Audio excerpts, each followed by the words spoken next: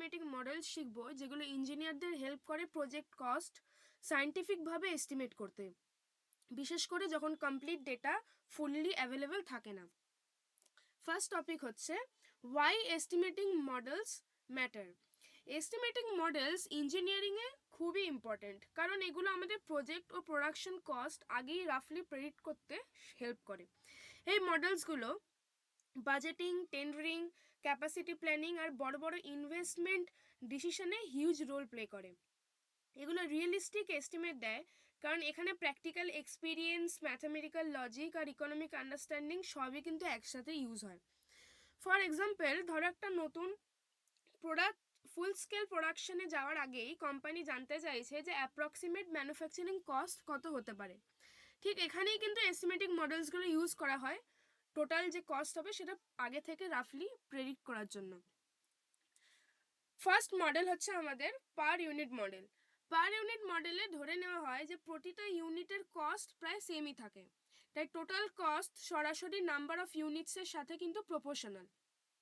Formula কি না, total cost equals to cost per unit into number of units. এই মডেলটা মেনলি সেই প্রোডাকশন সিস্টেমের সঙ্গে ইউজ করা হয় যেখানে কাজ রিপিটেটিভ এবং প্রতিটা ইউনিটের কস্ট খুব একটা বেশি চেঞ্জ হয় না, মানে প্রায় সিমিলারই থাকে। ফর এক্সাম্পল, ধরো প্রতিটা ইউনিটের কস্ট 500 টাকা আর মোট 120টা ইউনিট বানানো হবে, তাহলে টোটাল কস্ট কত পড়বে? 500 ইন্টু 120 ইকুয়ালস টু 60,000। খুবই সিম্পল ক্যালকুলেশন ছিল এটা। এটা হচ্ছে পার ইউনিট মডেলের এক্সাম্পল। নেক্সট মডেল হচ্ছে segmenting model. Segmenting model segmenting মডেলে টোটাল প্রজেক্ট কস্টটা আলাদা আলাদা মিনিংফুল অংশে ভাগ করে হিসাব করা হয়, কারণ প্রজেক্টের সব অংশের কস্ট বিহেভিয়ার কিন্তু একরকম নয়। এভাবে ডিভাইড করলে আমরা ক্লিয়ারলি দেখতে পাই কোন অ্যাক্টিভিটি বা কম্পোনেন্টের খরচ কত হচ্ছে। এই model system design, construction project এবং বড় বড় প্রজেক্ট ব্রেকডাউন কস্টিংয়ে খুবই ইউজফুল। ফর এক্সাম্পল, ধরো একটা ইকুইপমেন্ট এর খরচা আছে 2.5 লাখ টাকা, সেই ইকুইপমেন্টটা ইনস্টলেশনের জন্য লাগবে 1,20,000, আর সেই ইকুইপমেন্টটা যে এমপ্লয়িরা ব্যবহার করবে সেটার জন্য ট্রেনিং দিতে হবে, সেই ট্রেনিংয়ের জন্য ধরো খরচা পড়লো 30,000 টাকা। এভাবে আলাদা আলাদা অংশে ভাগ করে আমরা টোটাল কস্ট কিন্তু অ্যানালিসিস করতে পারি। এটাই হচ্ছে সেগমেন্টিং মডেল। নেক্সট হচ্ছে cost index model. Cost index model use করা হয় পুরনো প্রজেক্টের কস্টকে বর্তমান প্রাইস লেভেলে কনভার্ট করতে, কারণ সময়ের সাথে সাথে প্রাইস ইন্ডেক্স কিন্তু চেঞ্জ হয়। ফর্মুলা কি, cost 2 equals to cost 1 into index 2 by index 1, অর্থাৎ আগের বছরের কস্টকে বর্তমান ইন্ডেক্স অনুযায়ী অ্যাডজাস্ট করা হচ্ছে। কনস্ট্রাকশন অ্যান্ড প্ল্যান্ট ডিজাইনে এই মেথডটা কিন্তু খুব বেশি ইউজ হয়। ফর এক্সাম্পল, একটা নিউমেরিক্যাল ধরো, এখানে বলছে যে আগের সময়ে প্ল্যান্ট কস্ট ছিল 10 লাখ টাকা যখন প্রাইস ইন্ডেক্স ছিল 150, এখন ইন্ডেক্স হলো 180, তাহলে নিউ কস্ট কত হবে? খুব সিম্পল, ফর্মুলায় বসিয়ে দেওয়া হয়ে যাবে 10 lakh into 180 by 150 equals to 12 lakh টাকা। এরকম বহু ধরনের অঙ্ক হতে পারে, সেগুলো আমরা পরের ভিডিওতে দেখতে পাবো। নেক্সট মডেল হচ্ছে পাওয়ার সাইজিং মডেল। পাওয়ার সাইজিং মডেল ইউজ করা হয় যখন ইকুইপমেন্টের ক্যাপাসিটি চেঞ্জ হয়। এটা দেখায় যে ক্যাপাসিটি বাড়লে কস্ট একই প্রপোর্শনে বাড়ছে নাকি, অর্থাৎ এখানে ইকোনমিক্সের স্কেল কিন্তু কাজ করে, যে আমরা দেখছি যে ক্যাপাসিটি বাড়লে কস্ট কতটা বাড়ছে বা কমছে। ফর্মুলা কি বলছে, cost 2 equals to cost 1 into capacity 2 by capacity 1 to the power n। এখানে n হলো কস্ট ক্যাপাসিটি এক্সপোনেন্ট, এটা সাধারণত 0.5 থেকে 0.9 এর মধ্যে ভ্যারি করে। এটা বোঝায় বড় ক্যাপাসিটি নিলে কস্ট বাড়বে, কিন্তু ডবল প্রপোর্শন কিন্তু নাও হতে পারে। এর একটা এক্সাম্পল আমরা এখানে দেখব। এখানে কি গিভেন দেওয়া আছে প্রবলেমে, যে কস্ট 1 হচ্ছে 5 লাখ টাকা, ক্যাপাসিটি 1 হচ্ছে 100 kilowatt, capacity 2 200 kilowatt, and N হচ্ছে যেটা এক্সপোনেন্ট সেটা এখানে দেওয়া আছে 0.7। তাহলে প্রথমে আমরা ক্যাপাসিটি রেশিও বার করছি, সেটা হচ্ছে 200/100 ইকুয়ালস টু 2, মানে আগে আমার ক্যাপাসিটি কত ছিল, এখন আমার ক্যাপাসিটি কত হয়েছে। এস্টিমেটিং কস্ট বার করছি, যেটা কস্ট 2, সেটা হচ্ছে 5 লাখ টাকা ইন্টু 1.624। এই 1.624 আমরা কোথা থেকে পাচ্ছি না, 2 টু দি পাওয়ার 0.7, এখান থেকে আমরা ক্যালকুলেট করছি, যেটা আগের এই ফর্মুলাতে তোমরা দেখতে পাবে যে capacity 2 by capacity 1 to the power n, সেটাই কিন্তু আমরা এখানে বার করছি।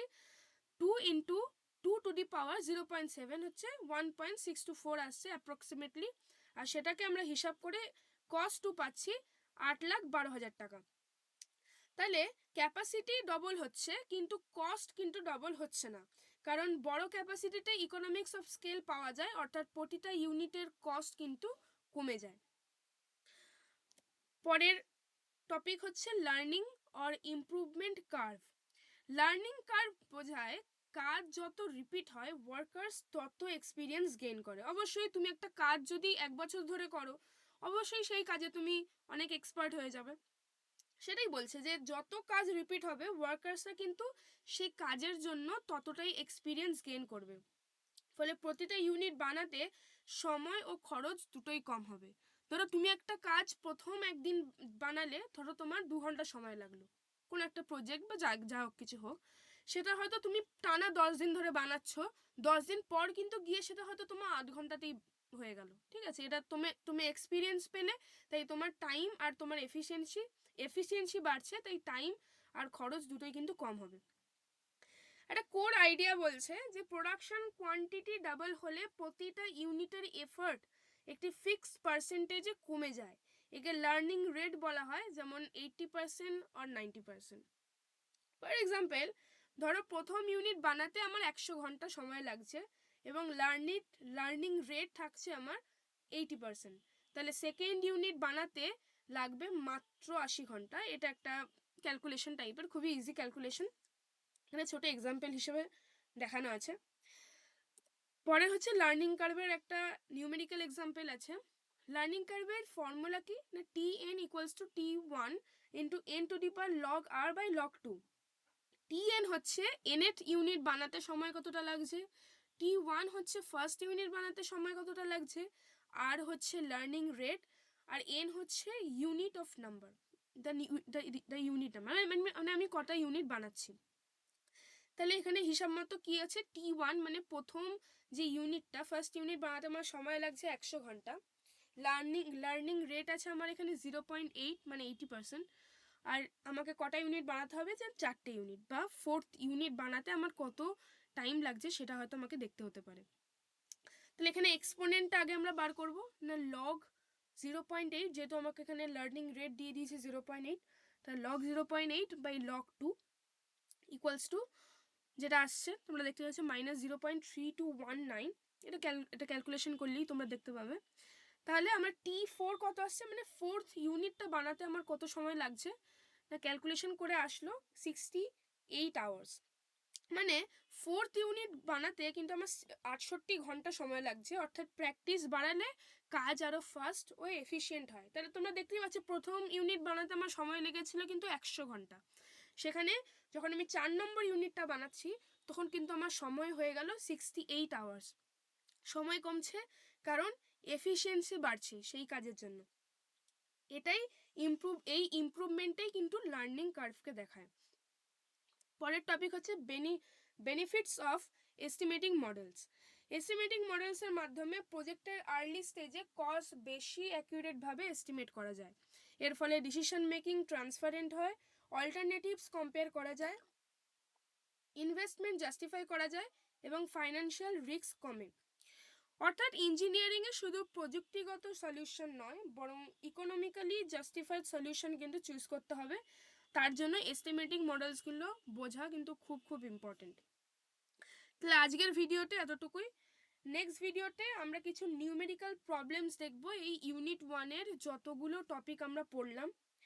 ইউনিট 2-তে যাওয়ার আগে পরের ভিডিওতে আমরা কিছু এই নিউমেরিক্যাল প্রবলেমস প্র্যাকটিস করব, যেগুলো পরীক্ষায় আসতে পারে বা যে ধরনের প্রশ্ন পরীক্ষায় আসে। তারপরের ভিডিওতে আমরা ইউনিট 2 শুরু করব। আজকের জন্য এতটুকুই। Thank you for watching. See you in the next video.